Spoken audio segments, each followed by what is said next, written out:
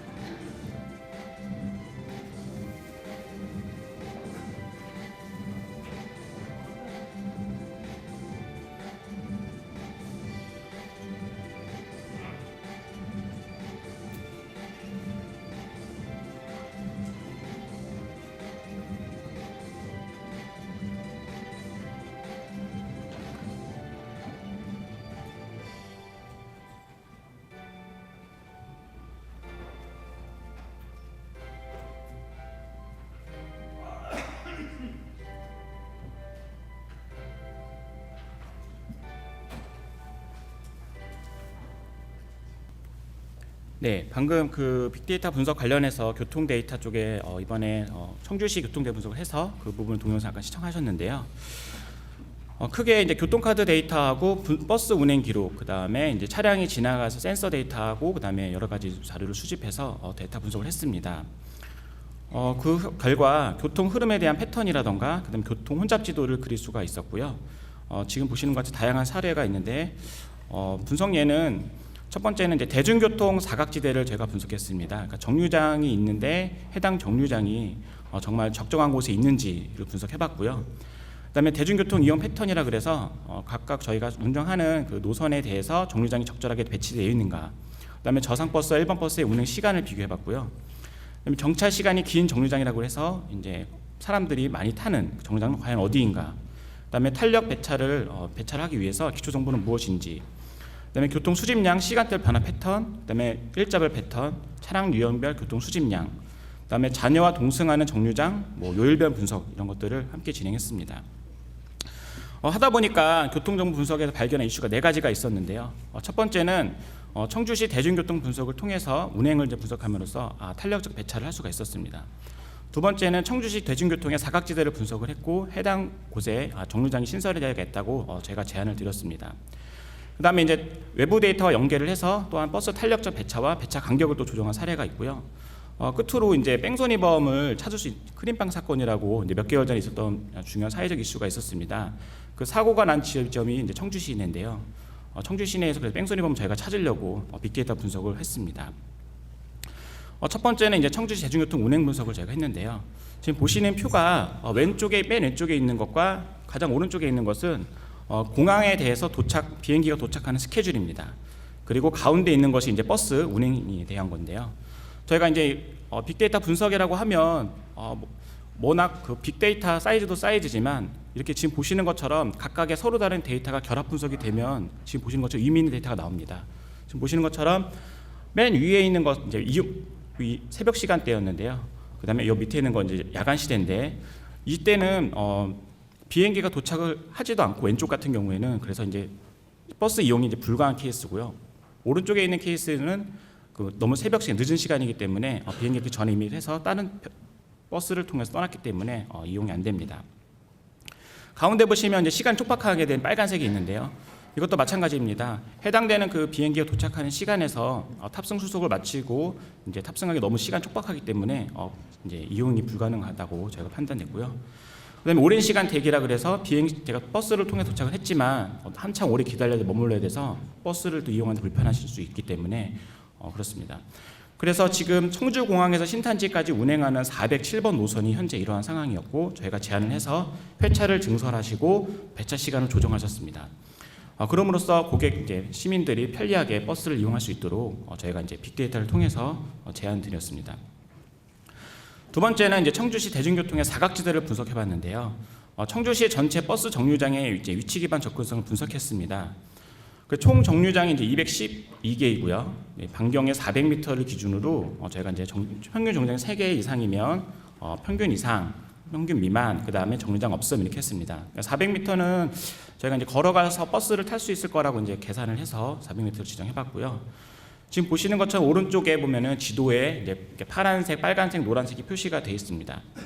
그래서 이제 정류장은 시내 중심, 이제 여기가 시내 중심이었는데 시내 중심에서 현균 밀집도가 높고 그다음 외곽에서는 지금 보시는 것처럼 빨간색이나 노란색이 많이 있습니다. 그래서 밀집도가 떨어집니다. 이건 물론 이제 아무래도 집중돼 있으니까요, 시내. 그런데 여기 보시면 가운데 보시면 여기 빨간 점이 있죠. 여기가 이제 밀집도가 높은데도 인구 밀집도가 높은데도 평균 거리가 미만인 정류장이었습니다. 그래서 여기가 여기 정류장 신설해야겠구나라고 제가 찾은 겁니다. 그러면 이 인구 밀집 데이터를 어떻게 얻었냐면 제가 통신사에 대해서 유동인구 데이터를 받았습니다. 그래서 유동인구 데이터와 이 버스 정류장의 위치를 찍었고 해당되는 위치 정류장 수를 파악해서 이것도 결합 분석을 한 겁니다. 그래서 이것도 말씀드리면 데이터를 그냥 이것만 버스 정류장 놓고 봤을 때는 대충 서울 시내 시내에 사니까 많이 사니까 판단할 수 있는 것이 아니라 실제로 유동인구 데이터, 특정 시간에 출퇴근 시간 유동인구 데이터를 결합 분석을 해서 지금처럼 사각지대를 분석할 수 있었던 것입니다. 버스의 탄력적 배차와 배차 간격을 이제 조정한 케이스였는데요. 기사에도 나와 있듯이 이제 운전기사 아저씨들은 적정한 시간에 운전하고 싶지만 버스 배차 시간이 교통량이 적은 시간대에 맞춰져 있다 보니까 항상 평균보다 늦춰지는 것입니다. 그래서 어쩔 수 없이 운행하다 보니까 서비스는 좀 품질이 낮아지고 도착 시간은 늦어져서 시민들의 이제 불만이 있었습니다. 그러면 이 배차 간격 조정을 어떻게 하는 게 좋은 것인가라고 제가 기준을 세워봤는데요. 일단 기준 운행 시간이라 그래서 이제 버스 운송사와 이제 청주 시간에 이제 시간이 있습니다. 운행 이렇게 하겠다. 그 시간이 이제 평균 운행 시간하고 제가 실제 데이터를 받은 거와 비교를 해봤는데요. 5분 이내에 오면 적정하다. 만약에 5분 이상이 되면 배차 간격을 조정하거나 증차를 해야겠죠. 많은 버스가 움직일 수 있도록요. 또 탄력적 배차 분석이라 그래서 첨두 미첨두가 있는데요. 이제 첨두가 뭐냐면 가장 이제 혼잡한 시간대, 뭐 출퇴근 시간이 되겠죠?를 이제 첨두 시간대라고 하고 비첨두 시간대는 약간 출퇴근 시간이 아닌 시간입니다. 그러니까 예를 들면 이제 5분 간격으로 무조건 버스가 움직이게 되면 첨두 시간에는 뭐 맞을 수 있겠지만 비첨두 시간에는 오히려 이제 빈 버스만 왔다 갔다 하게 될 것입니다. 그래서 오히려 첨두 시간에 5분 동안 왔다 갔다 하는데도 승객들이 너무 많기 때문에 운행하기인데 힘드시다면 5분이 아니라 3분으로 그 앞처 시간을 줄이고 그 다음에 배차 간격이 이제 점심 시간 이후에 뭐 약간 한가한 시간에는 약간 시간을 좀 늘려서 탄력적으로 배차로 제가 직접 데이터를 보면서 시간대를 다 분석을 해서 제안을 드렸습니다. 그한 결과인데요. 711번 노선에 같은 경우에는 기준 운행 시간과 첨두 비첨두 시간을 각각 나눠봤을 때 생각 차이가 별로 없었기 때문에 괜찮았습니다. 513번은 실제로 첨두 시간대와 비첨두 시간대에 약간 시간이 좀 저기이기 때문에 오버됐기 때문에 저희가 배차 간격을 좀 조정해드릴 걸 제안드렸고요.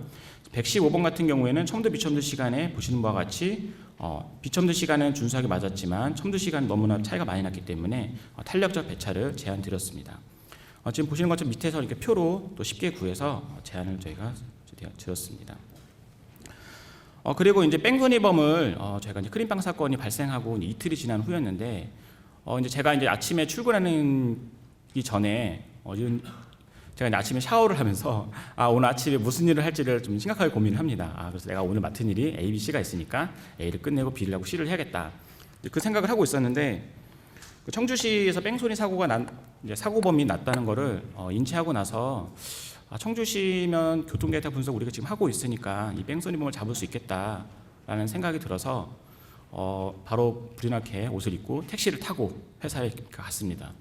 왜냐하면 그 클라우드 환경이긴 하지만 접속이 가능한 IP가 대역이 제한되어 있기 때문에 회사 내에서만 접근이 가능합니다. 그래서 데이터를 이제 분석을 해봤는데 여기 사고 위치가 이제 이 지점이었고요. 여기 보시면 빨간 점이 이제 포인트 지점이라 그래서 DSRC를 데이터로 이제 수집하는 지점입니다. 그래서 이제 시간대별로 차량이 이제 움직이는 것들이 센서가 수집되기 때문에 해당되는 그 사고 시간을 저희가 이제 비교해서 해당되는 포인트에 어떤 차들이 지나갔는지를 추적을 했습니다. 추적을 한 결과 한 20대 차량에 대해서 용의자 차량을 저희가 선정을 했고요. 그 중에 20대 중에 차량 한 대는 저희가 택시를 찾았습니다. 그 택시가 뭐냐면 그 피해자를 실제로 차량을 싣고 병원으로 이제 움직여 주신 그 고마운 택시 아저씨였는데 요 사고가 난 지점 40분 후에 실제로 택시가 요 해당 포인트 좀 지나서 밑에 가시면 충북대학교 병원 응급실이 있습니다. 그 지점까지 정확하게 이동한 것을 찾아냈기 때문에 해당되는 그러면 이 차량 이전에 있는 차량을 열심히 뒤진다면 뺑소니범을 잡을 수 있겠구나라고 이제 스타트를 했습니다.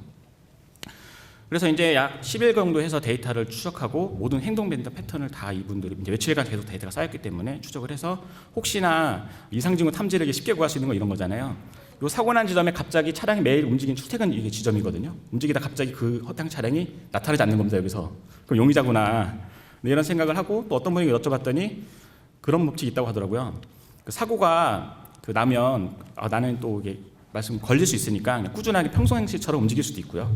근데 여러 가지 이런 패턴을 가지고 저희가 추적을 해봤는데 안타깝게도 그 뺑소니범 차량은 저희가 이제 하이패스 차량에서만 센서가 수집되는데 하이패스 차량이 아니었고요. 용의 차량을 물론 찾긴 했지만 저희가 이제 그 해당되는 차량이 용의 차량 20대 중에 요 해당 정확한 지점 왔다 갔다 하는 차량들이 많이 있었거든요. 그분들의 그 인적 사항을 도로공사에 위탁을 해야 됩니다. 알 수 있었더라면 블랙박스라도 수집을 했었더라면 좀 더 빨리 찾지 않았을까라고 제가 좀 생각을 해봤습니다.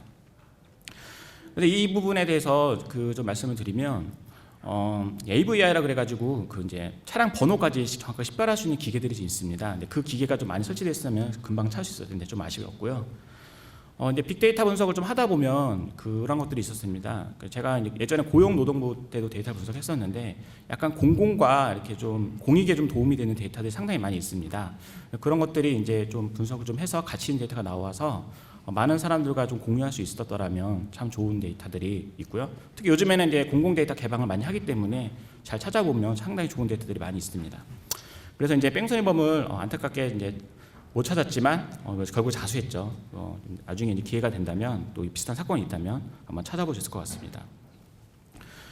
이번 프로젝트는 산학관 협력의 BI 클라우드를 구축을 했고요. 청주시청에 발주했고 충북대학교 위세혜택이 함께 구축을 했습니다. 클라우드 환경이기 때문에 시간과 장소에 이제 구애 없이 협업하고 지식과 노하우를 공유할 수 있었고요. 맨 아래 보시면 이제 시스템 확장 성능 유저 고민 없이 이제 분석에 집중할 수가 있었는데, 처음에는 이제 약 1억 건의 데이터를 저희가 이제 수집을 했습니다. 그 다음에 지금 리니어처럼 쫙 계속 늘어나게 돼 있는데요.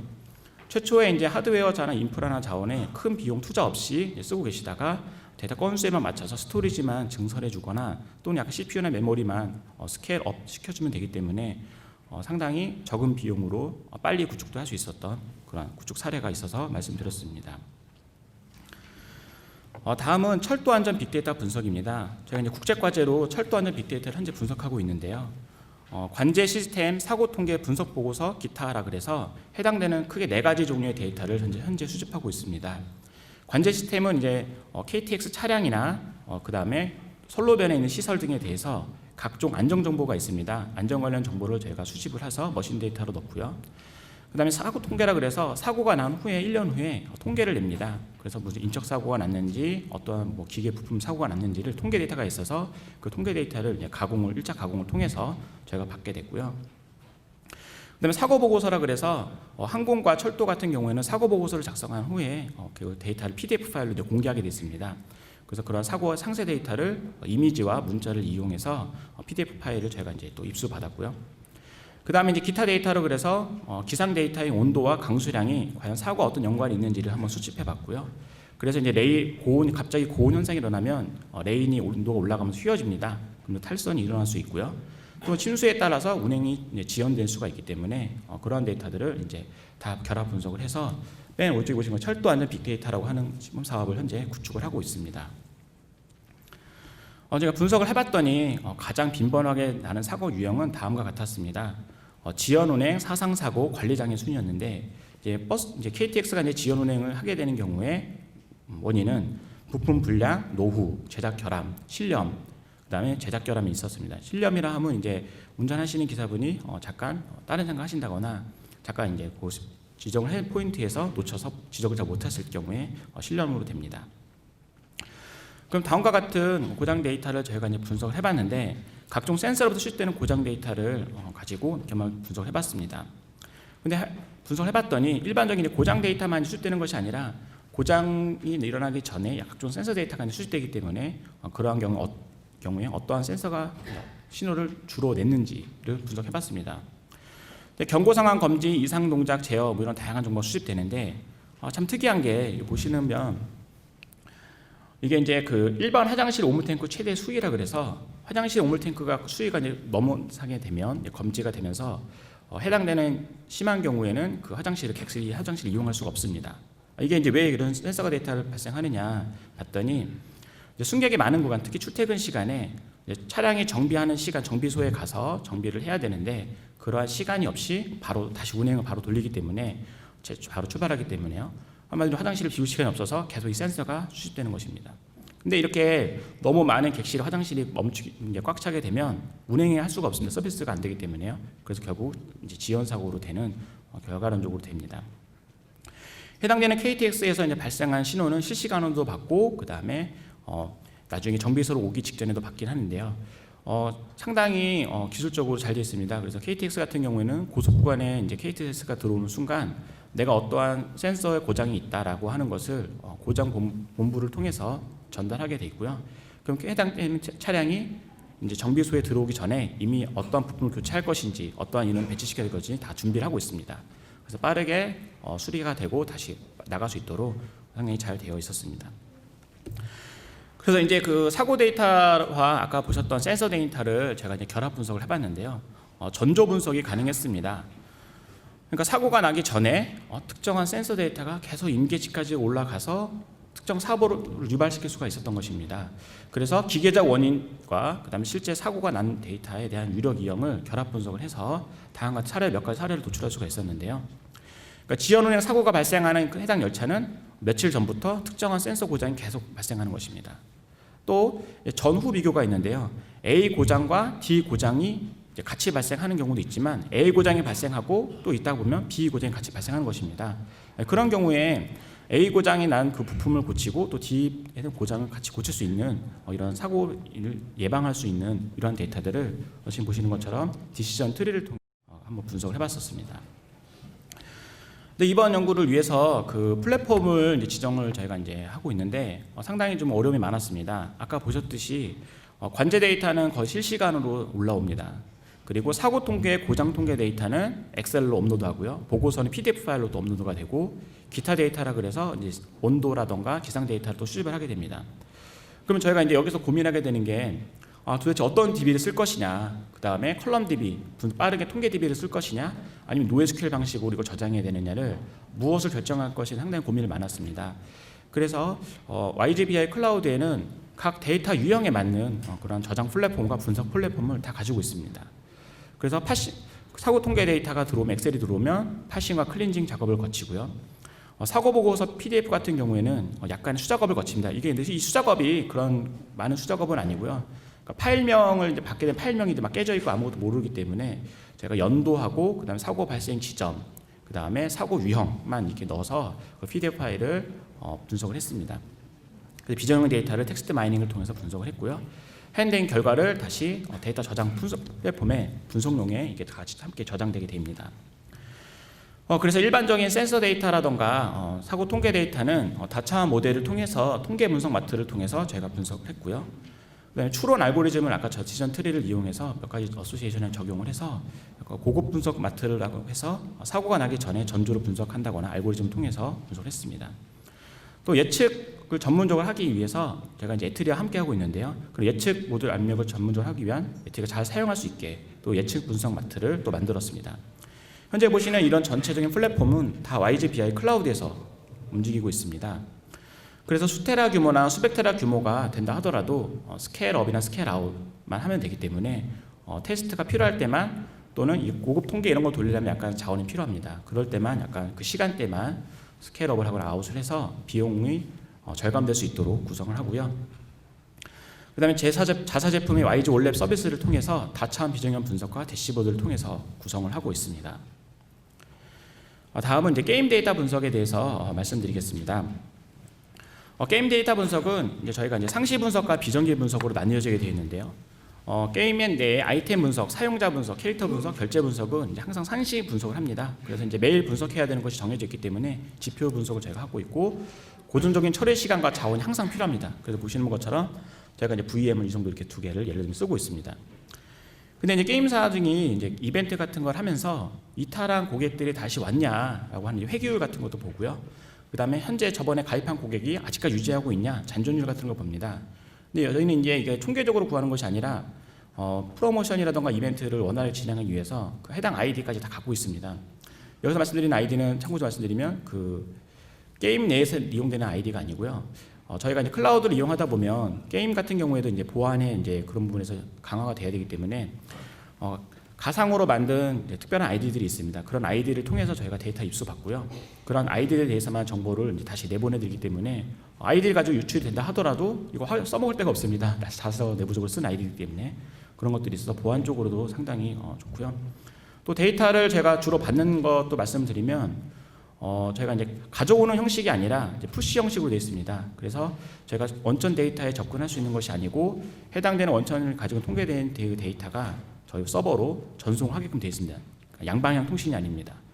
그리고 해당되는 거에 대해서는 뭐 SSL이라든가 이런 거를 보안 통신을 또 적용했기 때문에 뭐 중간에 데이터가 유출되거나 그런 일이 없습니다.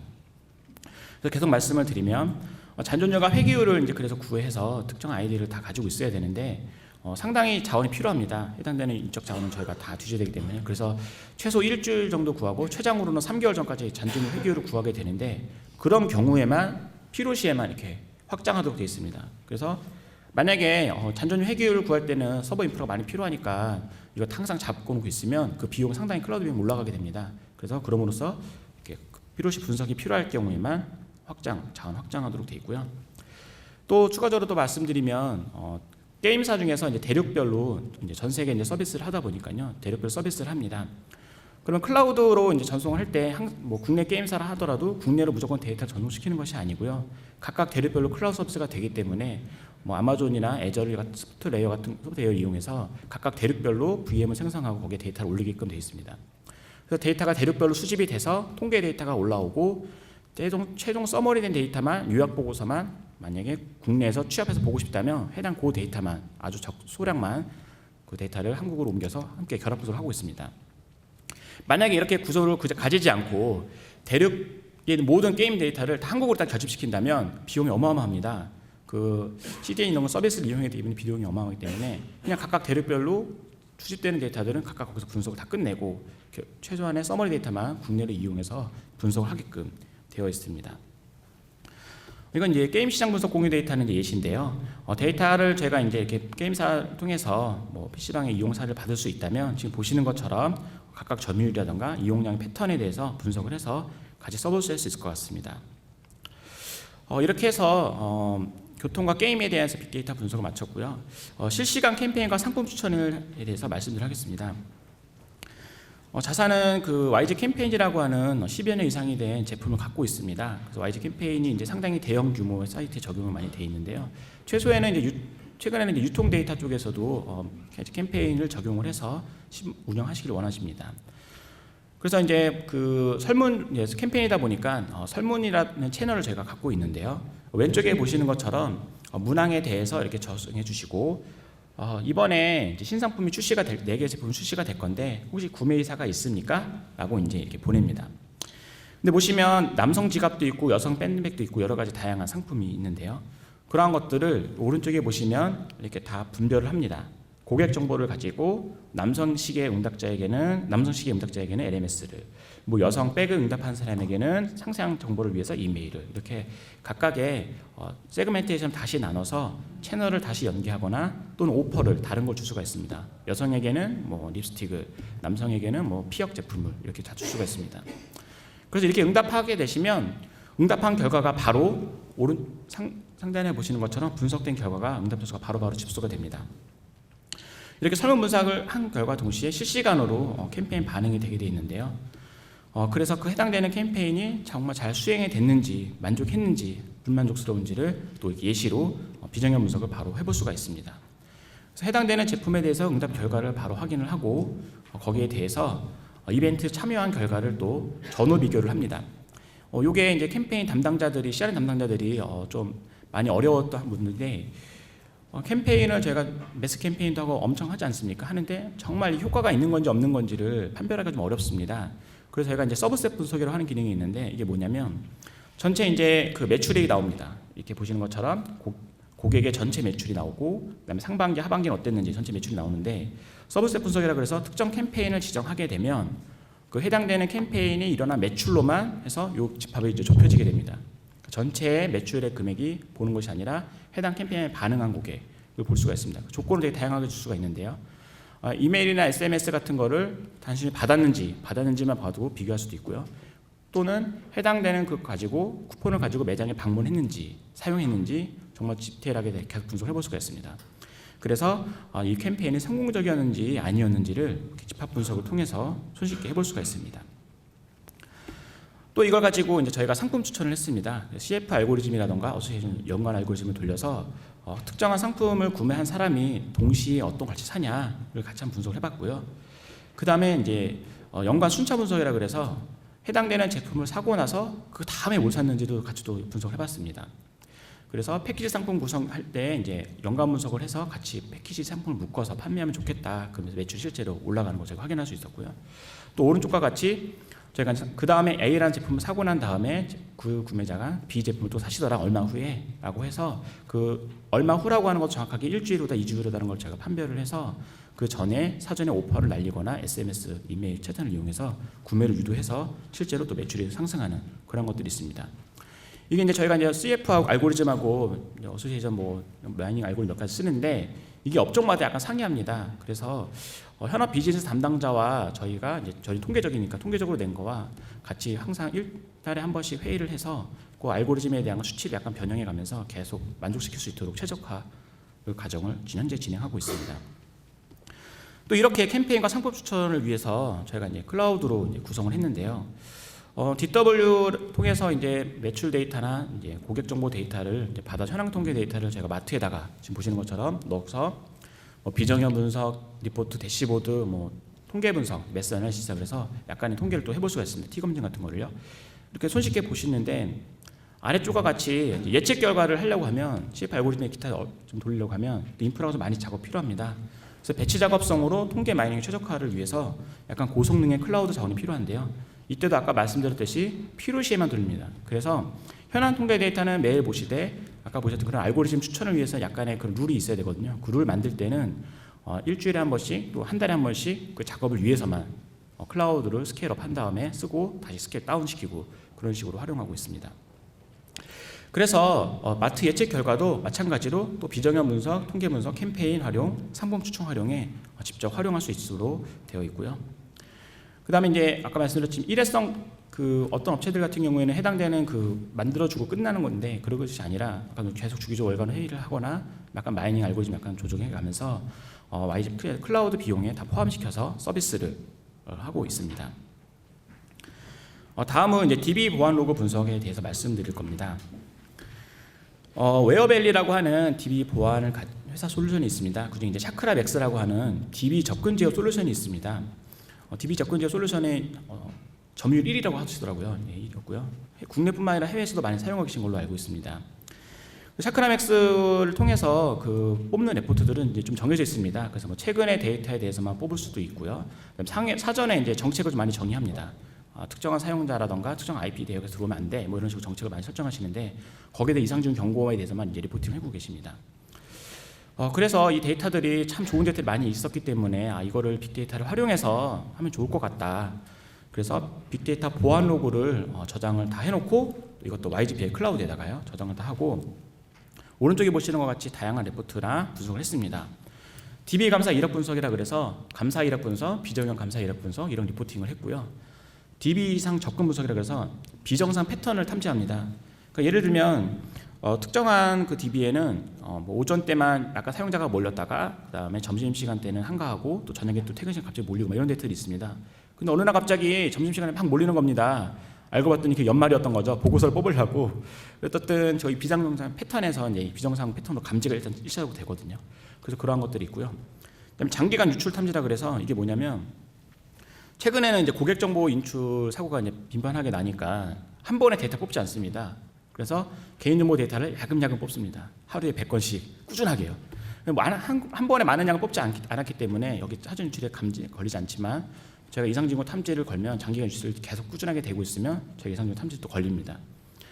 또 DB 영향도 분석이라 그래서 DB 접근 솔루션이다 보니까 정말 디테일하게 접근이 됩니다. 그래서 해당되는 테이블뿐만 아니라 컬럼까지도 로그가 다 떨궈지거든요. 그런 경우에 갖고 있는 어떤 테이블이 특정 컬럼이 연관이 있거나 없거나를 또 분석을 합니다. 그리고 데이터 흐름 분석이라 그래서 A 테이블을 업데이트하기 위해서는 B 테이블을 집중적으로 셀렉트하더라 이런 것들을 다 감지가 됩니다. 그런 DB 영향도 분석을 통해서 했습니다. 기존의 접근 제한 솔루션에서만 뽑는 레포트들이 약간 실시간적이고 약간 그런 것들이 있었다면 빅데이터 로그 분석을 통해서 저희가 장기간에 걸친 데이터를 수집을 하고 거기에 룰을 또 세우고 거기에서 만약 이상 징후가 나타나면 자동 알람을 주고 이런 식으로 분석을 했습니다. 그래서 또 말씀드리면 그 SQL 인젝션이라 그래서 이제 이상 징후 탐지를 할 수가 있는데요. 보시는 것처럼 SQL 타입 인젝션별로 대시보드를 통해서 SQL이 뭐였냐를 탐지가 되고 선택을 하시면 오른쪽처럼 실행 SQL이 뭐였는지까지 디테일하게 나오게 됩니다. 또 이러한 인젝션을 또 추적하게 해보면 끝까지 추적해보면 해당되는 특정한 사용자와 특정한 IP 그 다음에 해당 날린 SQL이 뭐였냐까지 디테일하게 추적을 해서 분석을 해볼 수가 있었습니다. 이러한 그 데이터 분석을 통해서 이제 저희가 이제 교육과 실습을 또 정행하고 있는데요. 현재 지금 국내 20개 대학에서 YJBI 클라우드를 이용해서 데이터 분석에 대한 교육을 진행하고 계십니다. 그래서 실습용 샘플 마트를 제가 만들어 드렸고, 그다음에 비정형 문서 리포팅 대시보드를 이용해서 하고 있고요. 대학에 이제 계정을 이제 신청을 해주시면 무료로 저희가 YG 클라우드에다가 저장 공간 영역을 또 만들어 드리고, 그다음에 학생 수만큼 아이디를 발급받은 후에 바로 이용할 수 있도록 되어 있습니다.